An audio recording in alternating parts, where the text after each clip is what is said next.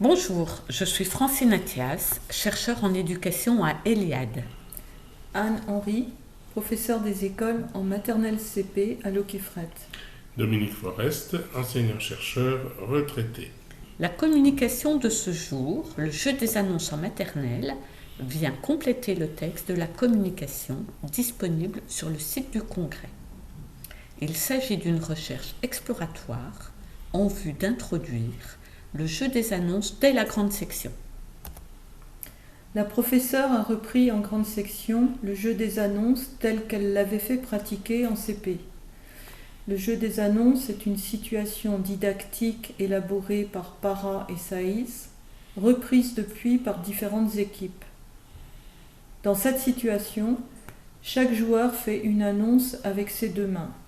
Par exemple, il montre 5 doigts d'une main et un doigt de l'autre. Il annonce ensuite 5 et 1. Un arbitre lance alors un dé. Le joueur gagne si le dé tombe sur le nombre qu'il a annoncé. Dans l'exemple, le joueur gagne si le dé affiche 6. Nous allons d'abord présenter plus précisément les enjeux de la situation, les circonstances particulières de sa mise en œuvre, puis, en appui sur le cadre théorique, nous commenterons un moment particulier avant de conclure. Nous allons maintenant présenter les enjeux de cette situation des annonces. Elle repose sur un jeu de hasard. Si on a proposé 5 et 1 et que le dé tombe sur 6, on a gagné. Si le dé tombe sur 4, on a perdu. Au travers de ce jeu, l'élève apprend à désigner oralement un nombre sous la forme d'une somme 5 et 1 ou 4 et 2 en appui sur deux mains. Puis il compare cette somme à la constellation du dé 6. Il est amené à dire que 6, c'est autant que 5 et 1, ou que 5 et 1, c'est autant que 4 et 2.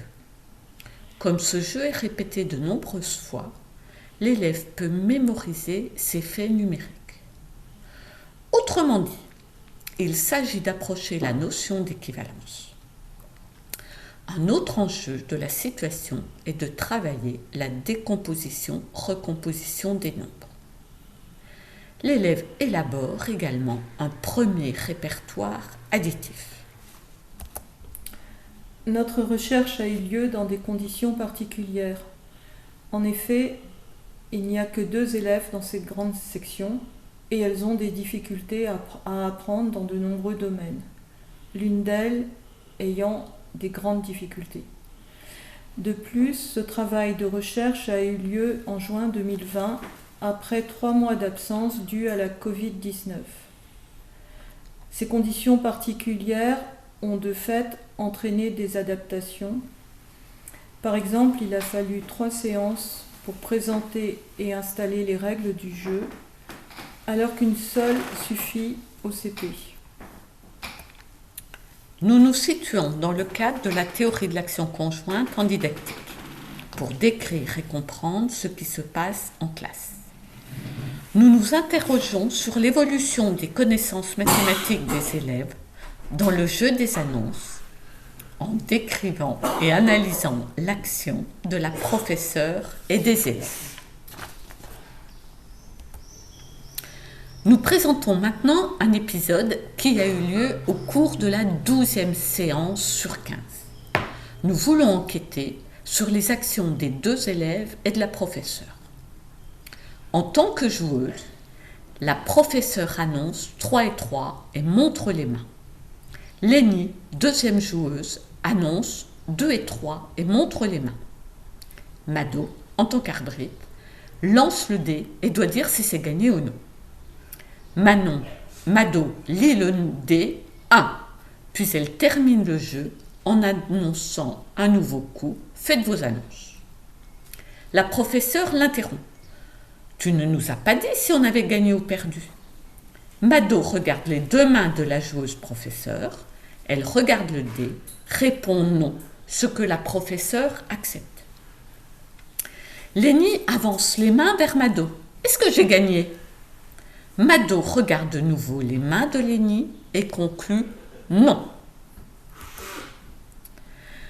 Mado poursuit en montrant ses deux mains. Pour gagner, il fallait faire 0 et 1. La professeure tient deux rôles. Celui de joueuse, dans la mesure où il n'y a que 2 élèves, et celui de professeur. Lorsqu'elle annonce 3 et 3, elle est joueuse. Lorsqu'elle demande une explicitation, elle est professeur. Cette demande conduit Mado à faire une comparaison visuelle qui n'est toujours pas verbalisée. L'interruption de la professeure a permis à Lénie de relayer la demande de justification. Nous pouvons repérer dans cette reprise par Lénie une habitude de prise de parole dans le groupe pour demander ou fournir des raisons. C'est précisément dans ce contexte que Mado s'autorise à montrer une manière de jouer pour gagner avec une assurance indéniable. En produisant un tel énoncé, Mado aurait pu être à l'origine d'une structuration des connaissances dégagées. Cependant, cet énoncé mathématique juste n'est pas repris par la professeure à ce moment-là.